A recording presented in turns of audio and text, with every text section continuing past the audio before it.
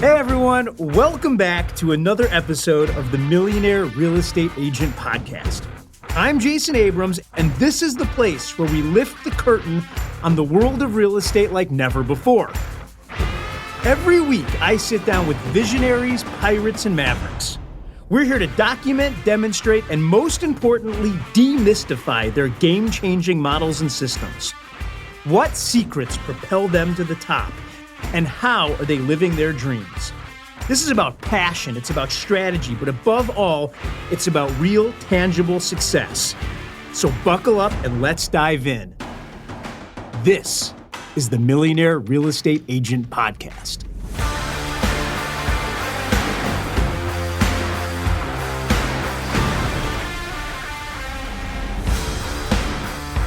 Hello, friends. We are back, and today we are going to be exploring all things Boise, or Boise. We learn in the episode it's actually Boise.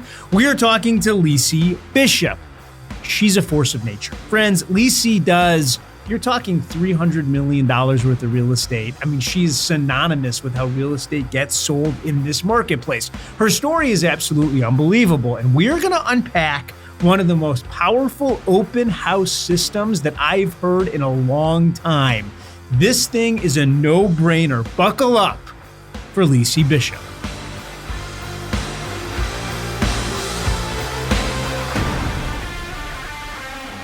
Lysi, how are you?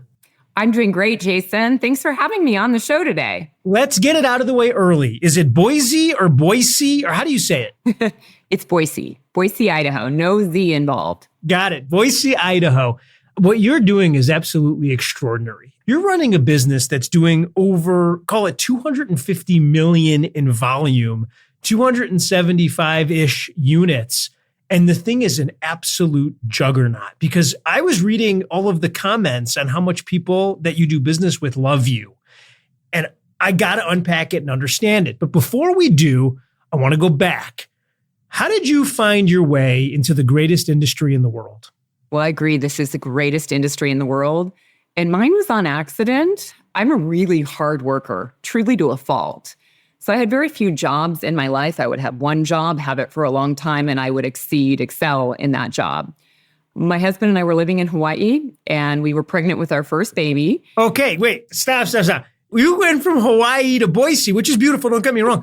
But Hawaii's like paradise. How did that conversation come about? Well, I grew up in Sun Valley, Idaho. It's a ski resort, and it's about 2.5 hours from Boise. And I swore I would never live in Blase, Idaho. That was my word for Boise, Blase. So my husband, who I love dearly, we're on 32 years of marriage, said, okay, I've moved to Hawaii for you. We have this child. We have to look for something different, a quality of life to raise our family. And I believe in Boise. And I believe it's just in this little budding stage and it's really going to explode. Will you do this for me? And we'll do it just for 1 year. And if it doesn't work after that 1 year, I'll go anywhere you want to go. We actually shipped all of our stuff to Seattle. So leaving Hawaii, you send it by boat. I'd gone to UW. We were going to Seattle until Scott said, please, let's put the blase aside.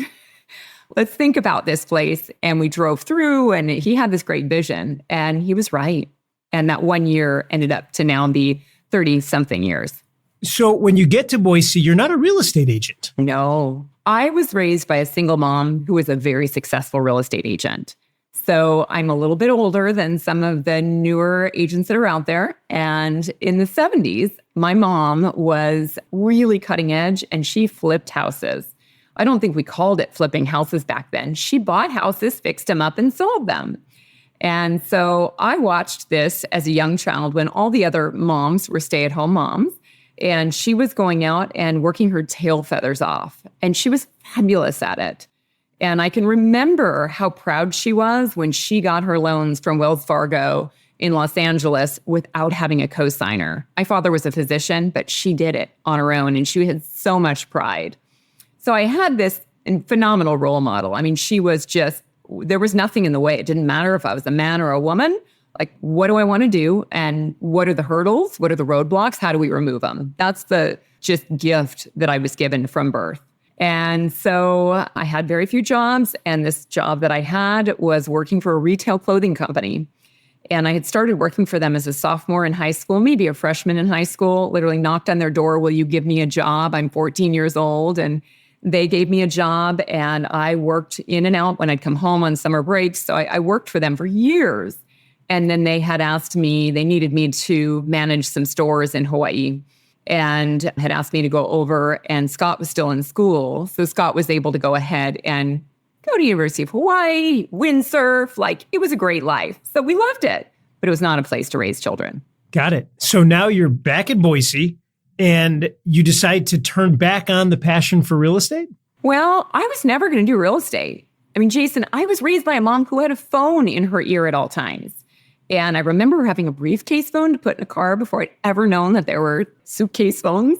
So, I mean, I did not want to subject my family to that. My mother was an amazing mom. But as you're a child, like, woe is me. My mom's on the phone all the time. I don't get the attention I want. So I was never going to go into real estate. That was clear.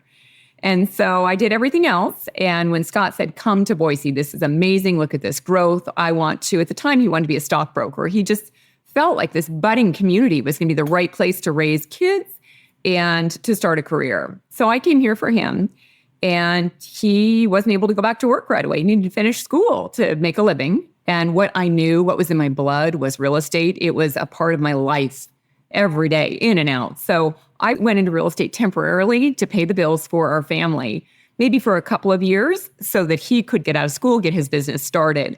And that was going to be that. I was going to be a stay-at-home mom. So that's not in my blood. As great as the idea was, I've always worked, I've always produced, and it was the right move for me to start a career in real estate. And it's just flourished. It's been wonderful. This business, we're so fortunate to be in this business.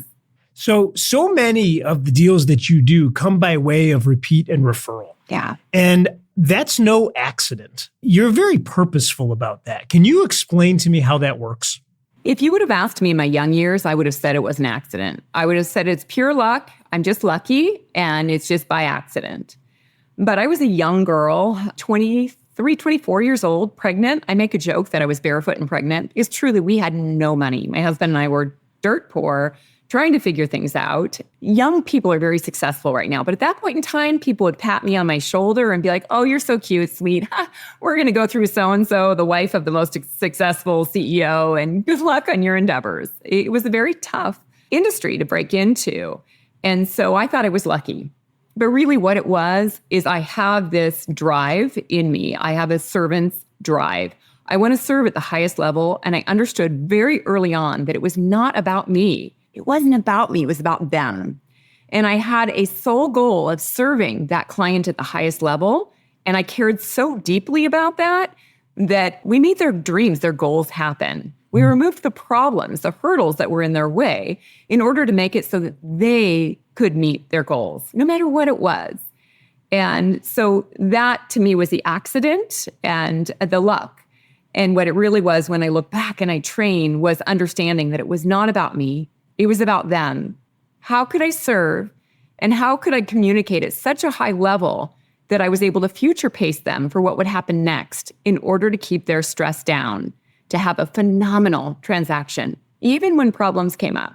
That nails it for me. And you kind of end up creating this idea, which we're about to unpack, which is creating a luxury experience at any price level, which I love the idea. So before we get into it, I want to remind everybody, you don't have to take notes. I know you're all driving, you're all doing the real estate agent thing. I'm taking the notes.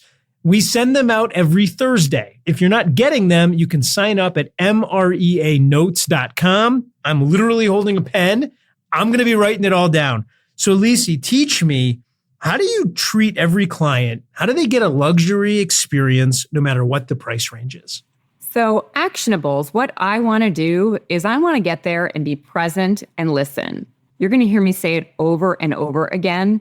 It is really simple. It's just not easy to remember to do all the way through. We all have the same skills to do it, but it's stopping and slowing down. And I am so driven and I move so fast and I go, go, go. I have to physically stop myself before walking into any home, do my own breath work, be able to just focus so that I go in and it's all about them. Now, when you are able to listen and learn what's important to them, you can go ahead and tailor and craft your package. You're using the same systems each go around, but you do a little bit of tailoring to make sure you're meeting their needs in a really simple way. How do they want to be communicated with? Do they like phone, text, email? Because if they want to hear your voice and you're a texter, boom, that relationship's over. Like, it's just over. You don't care in their minds. So what I want to do is I want to first show up and find out about you. So Jason, we're getting in this relationship together. You've called me and said, I'm thinking I want to list my house with you, Lisy. I'm going to come there and I'm going to learn about you. And you're going to feel it in my energy that nothing else matters. There's no phone by my side ringing and, oh, excuse me. It's all about you.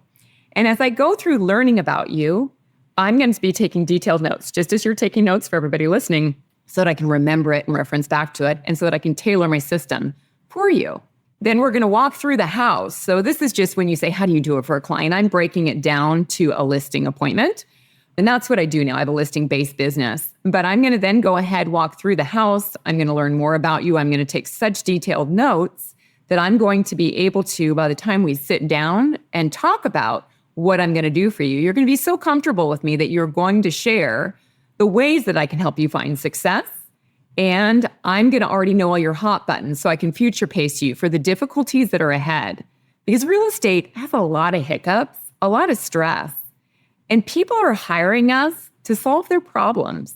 And really the problem is, I want to sell my house for this reason. I want to buy another. I want it, whatever it is. That's all they're hiring us for. But there's a series of problems that unfold in a real estate transaction. And when we're able to get rid of those, to solve those, communicate about those, and really take care of that client all the way through, it's a piece of cake. All the difficulties, all the dramas that could have taken us downhill have suddenly gone away, and they are so grateful, and they can't wait to tell the next person why they have to use you. So I don't know if I'm making it too simple, but I really feel it is that simple. No, not at all. It makes sense to me. What I'm curious about is you chose the word luxury, a luxury experience at all price ranges. But what I'm hearing you say is the key to luxury, really knowing about them. Is that how you make something bespoke? Absolutely. So when I look back at this, I started out, I think my average sales price was $62,000. Maybe I had a high-end sale and it was $100,000 or $85,000. We're in Boise, Idaho, and that was 30 years ago. It was tough. And I didn't know anybody. Somehow I became the agent for all the luxury, the CEOs, the high-level people that were not in my social sphere. They were not in my network. It was truly just hard work and figuring out how to get in front of them. So we can go on to that open houses way to lead gen and how to get in front of people. But once you provide a service for somebody that is such a high level, they want to sing from the rooftops about you. It's not about convincing them to call their friends and tell them. It's not about begging them for the referrals. When you serve at a high level, it just feels like you're lucky and the rain falls from the sky and keeps your business going. Well, so you have a great administrative team that helps you provide these experiences. Yes. If I'm in the car and I'm listening and I'm like, okay, well, it doesn't take an administrative team to listen. It doesn't take an administrative team to find out what's important to somebody. How do you actually go operationalize the experience? What does that team of people do? That took a lot of work to build. We ran very lean for a very long time. And that was probably one of my biggest mistakes. I was that classic single agent that said, nobody can do it better than me. Nobody can touch this. Only I can do this. And I ran myself into the ground. Just being honest, I was working 20 hours a day at the office. But it's tough to live that way and to have a healthy, balanced, enjoyable life. And so I didn't figure that out for a long time. I want to share with you, and I have learned great techniques. And I really needed to learn that through coaching. Somebody had to get me to hold up the mirror to realize, really? Duh, of course you don't need to do that. But how I learned to break that down was systemizing. Now, when I go in and I set the playbook, here is how things are going to go. And my role is to be the salesperson. And when I have the confidence and the trust, keyword for me in hiring people and getting the team, the trust in my team to be able to execute at a high level, it goes off seamlessly. I love that. As I mentioned earlier, back in the days when I did everything or I micromanaged people to where they could not succeed in their role. They were afraid of failing at every turn. Nothing worked. So the key when you're saying, break it down for me, Lisy, how do we do this, is knowing yourself, knowing what you do, and then duplicating it, creating the systems, and teaching them how to succeed in those systems with a framework, and then trusting them to go ahead, work in that framework, make that framework better, changes. It's okay. We all grow and change. But those systems need to be created. We've got to inspect what we expect. Do we need to make changes to them along the way? So once I figured that side of it out, and I am a slow learner, I'm embarrassed to tell you, I mean, like 10, 20 years slow learner, maybe more than that.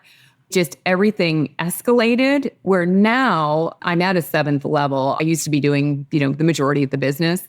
I really help convert, and then I'm there to problem solve. So it's been amazing to me what systems can do and following those systems can do for the business.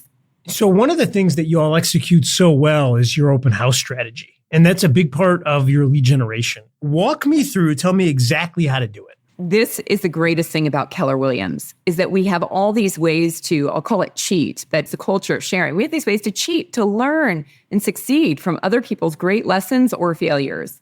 And I was fortunate enough that when I came over to Keller Williams about 12 years ago, somebody told me to listen to Agent Mountain. And I'm embarrassed to say I don't remember the name of the agent anymore.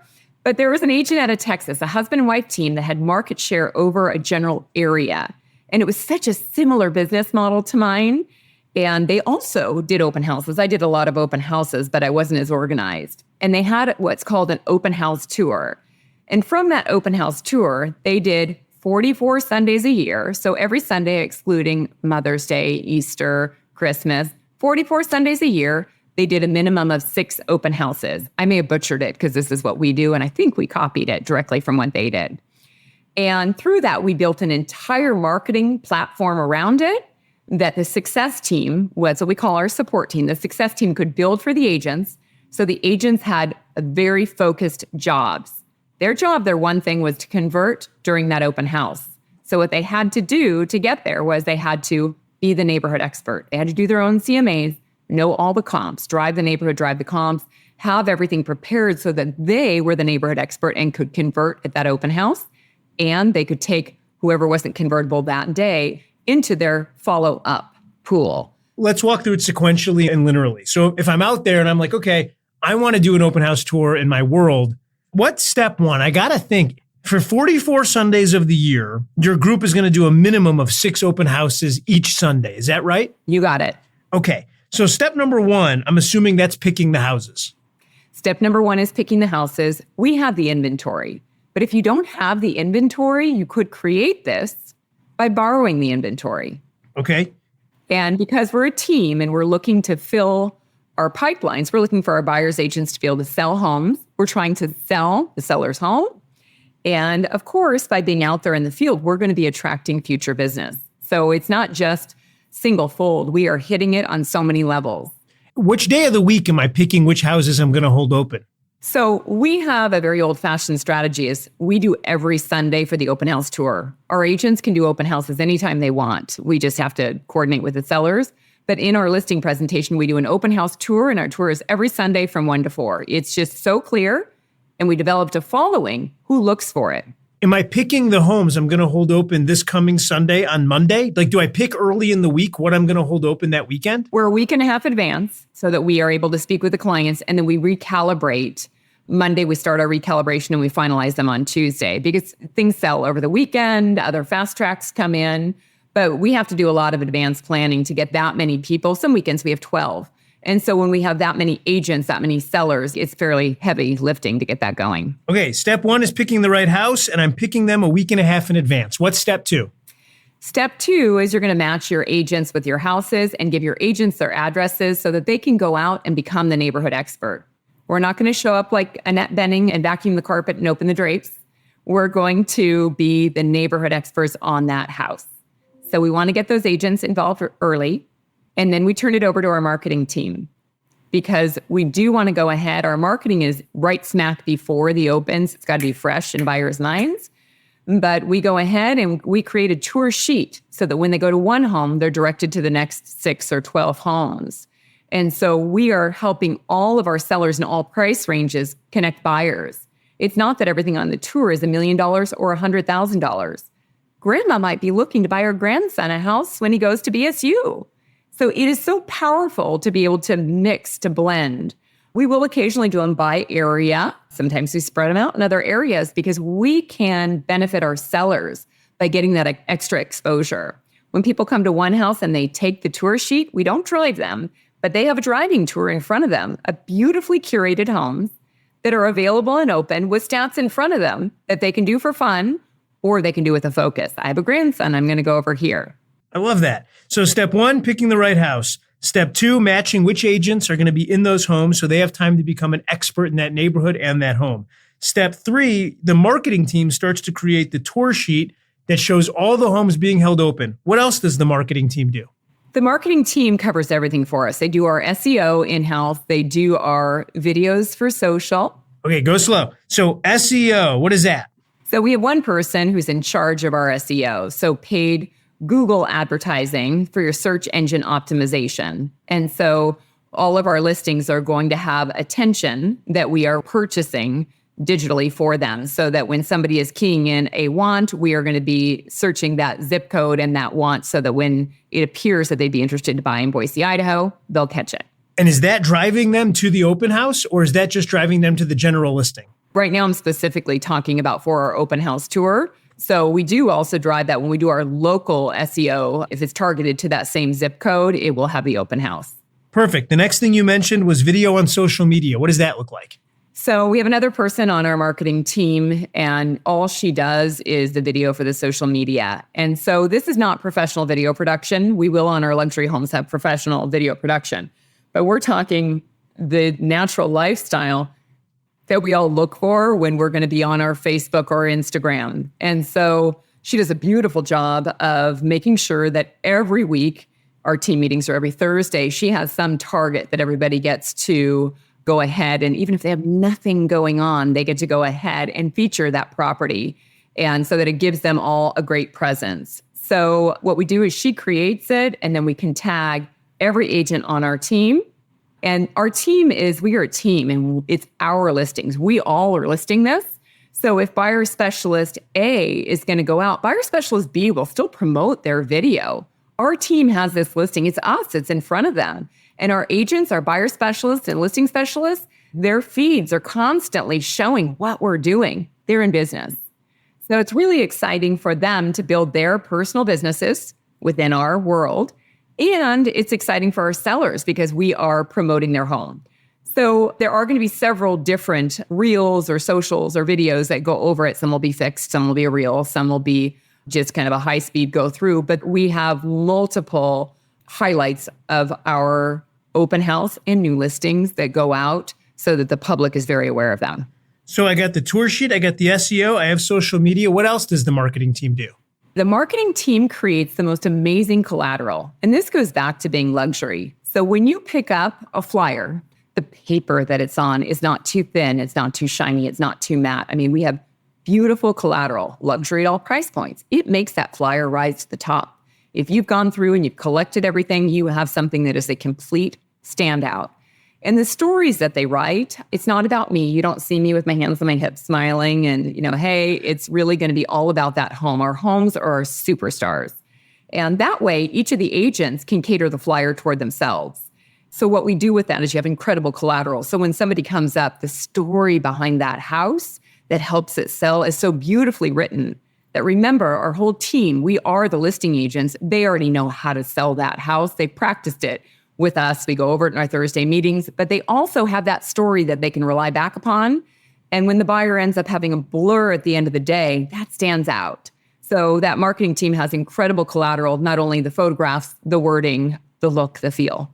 And then are you updating it in the MLS to show that the property is being held open as well? Yep, we do have our MLS. So that ends up feeding out to Zillow and the rest of the world. So I got the marketing sheet, I got the tour sheet, I got the SEO, I have the social media, I have the awesome collateral, I'm on the MLS. I have officially marketed the heck out of this thing. Oh, yeah. And I forgot to tell you about our e-blast that our marketing team does. And it's a really important step. Tell me. Every Friday, like clockwork, we send out an e-blast. And that e-blast goes out to somewhere between 5,000 and 6,000 people. It's organic and always growing, but it also shrinks. You get people who are tired of it and they sign off. So we don't have 5,000 buyers in our market. These are people that want to know what's going on. And so they are neighbors. They are real estate agents. They are buyers. They are relatives of friends of whoever it may be. But they have organically signed up when they came to the open house and or by asking us to get on. How do they ask? They can go on our website and click to get that open house e-blast. And anybody here, go onto our website and ask, just click to be invited to that open house tour. You'll get an email every single Friday, like clockwork. Again, because the marketing department is doing it, it doesn't matter if I'm with a relocating buyer or if I'm negotiating 6 really difficult transactions and I don't have time to get it done. It's going to get done because the success team will do it. What happens next? Now, let's talk about giving the buyers the opportunity to take it to 7th level. The buyers now have all of this and they can door knock. So the buyers can go ahead and door knock. If they are going to door knock, we're not going to send postcards to the neighborhood. So that is why we're kind of mashing all this early. So the marketing team does create either door knockers or postcards so that the buyer specialist or whoever's working that open house can go ahead and create a weather storm. That means a lot of positive activity around this house. So it's just charged. We are not going to wait for something to happen. We're going to create the activity. And so sellers love this. Buyers love this. Sellers want us to list their homes because they want to have that same kind of experience that they experienced just shopping us to see how it came out. Genius. So I've picked the right house, I've matched to the right agents, I've done the marketing, I've either done the door knocking or I've sent out my postcards. What happens next? That agent needs to be prepared with their sign-in sheets and their mindset. I keep saying that, but I mean, you got to step in. You have to look good, feel good, and you want to be so happy. And this experience is going to be a phenomenal experience for everybody who walks in that door. Because why would we get dressed? Why would we put on makeup and get dressed and we're going to work it for 3 hours unless we were really going to be there? So our open houses create a wonderful experience for the neighbors, for the home buyer, for the people who are shopping us. It's such a phenomenal experience because the person there looks the part, acts the part, makes it a fantastic experience for everybody walking in that door. And so we also need to make sure that they're armed with sign-in sheets so that they have whatever they need. And everybody's style is a little bit different. In my age now, I'm really direct. Wonderful. I'm Lisy. I would love to work with you. May I have your permission to contact you? Where newer agents might want to have them sign in for the sellers on the seller's behalf. I'm going to make sure whatever works for them to get to success. I'm not going to be so picky and micromanage so much. But how do we get you to success to be able to connect with these people that you're going to either sell this house to or that you're going to sell another home to? Okay, so now I've got all those things. It's time for signage. How does that work? Well, we have an abundance of signage. It may seem like it's overkill to a fault. If the agents want to put up 15 signs, we have the signage for them to put up 15 signs.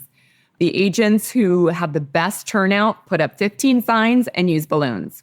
The agents who, again, I'm not micromanaging it. Sometimes I drive by and cringe a little bit that there are 3 or 4 signs up. Well, you don't even have to tell us about them, Lisy. We're a show only for people that want to make a lot of money selling real estate. So we want to make a lot of money selling real estate. We put up all those signs and we put balloons on them so that we can direct people like, we're here, we're open, come and see us. We also put a rider on top of the sign itself that notifies them, say by Wednesday, of that home being open Sunday from 1 to 4 p.m.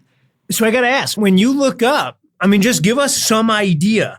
On these 44 Sundays, if you're doing 6 to 12 open houses, how many people do you have walking through your open houses? A slow open house would be 6, and one that's too busy is a couple hundred. When we get a historic home on a busy street and you have a couple hundred people. Wait a second. Did you say a couple hundred? Yeah, it gets tough to manage. That defies the whole way that I think about an open house. You've literally had 200 people at an open house? Oh, yeah. I want to jump in, friends. Do you see what she's doing here? What she's explaining is a model by which to completely overtake a geographic area and buy mind share, which ultimately becomes market share. What do I mean? Well, here's the thing. Mind share happens first. All big businesses know this, meaning people know about me and I'm positioned as one of the 1 or 2 providers of the service or product that they want to buy. Then when they have the opportunity to buy it, I'm there. That's how mind share turns into market share. So listen what she's done. The math on this just makes sense. You're talking 44 weeks out of the year. You're talking a minimum of 6 homes. So right off the bat, you're talking 44 weeks, 6 houses, almost 250 properties that are being held open. But here's the kicker. You're talking about 15 signs per home, per week. So you look up at 6 homes with 15 signs, you're at 90 signs, minimum. Round it to 100 for me for a second. Do you realize how many visual impressions, if there is 100 signs in the ground, minimum 44 weeks out of the year? That's why she says when people run into my agents, they say, I see you all everywhere. You must be the only real estate team in town. It's because it grows, and that's to say nothing of the social media, both paid and unpaid, and the postcards. That's why I call this a compounding open house system. The mind share compounds. You commit to this thing for a year, and you may own the mind share within your market. People know me.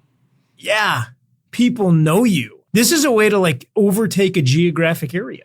And I learned it from somebody else on Agent Mountain. And people say that, I see your signs everywhere. How do you have the time to do it all? Wow. Who else is in town? Well, clearly, there are a heck of a lot of realtors in town. There's at least a couple thousand other realtors, but they have that impression that we own it. I love it.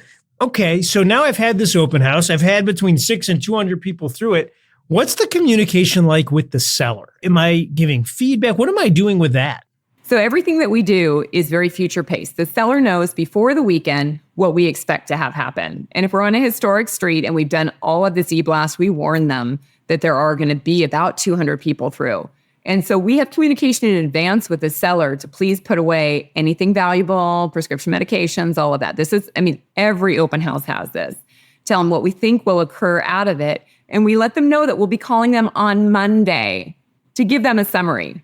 And remember, if we're doing at least 6 open houses, and let's say that I'm the lead listing agent on all 6, let's say the sellers are so excited it's their first open house, they might need an hour-long call after that. And we're going 1 to 4, and we're closing up.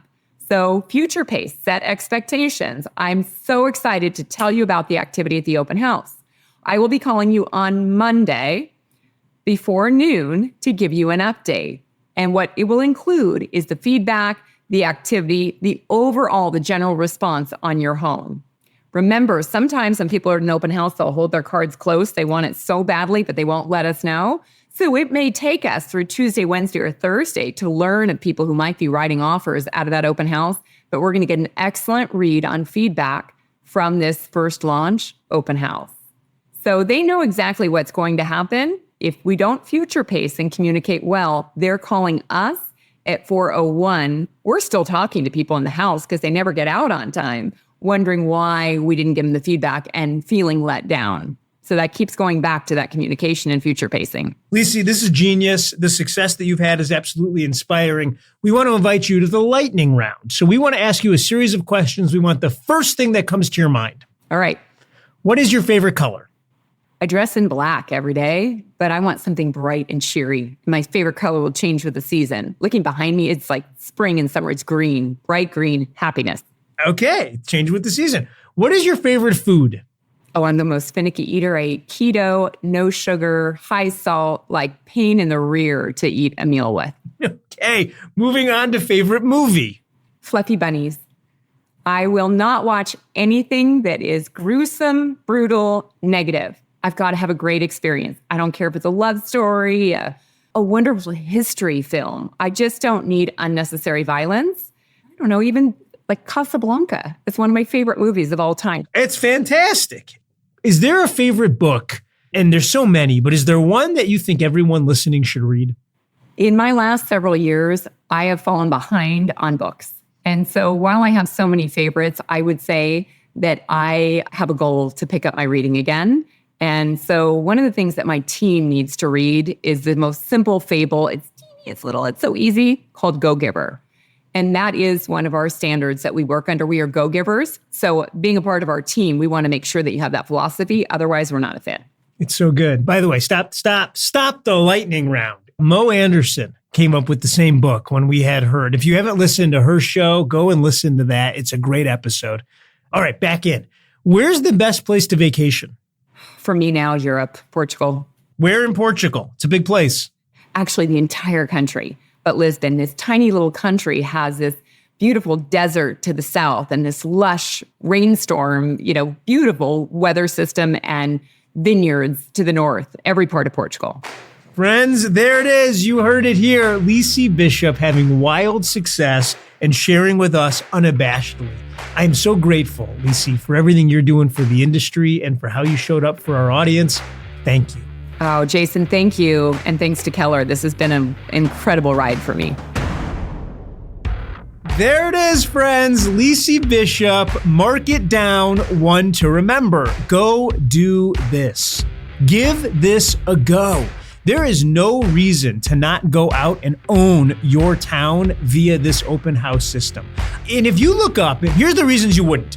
You'd say, you know what? I don't have enough listings to be holding open 6 each week. Number 2, I don't have enough people to hold them open. That is so easily solved. Friends, do you know how many listings are active in the MLS in your market every Sunday? Then juxtapose that with how many open houses are done. And here's what I'm going to tell you.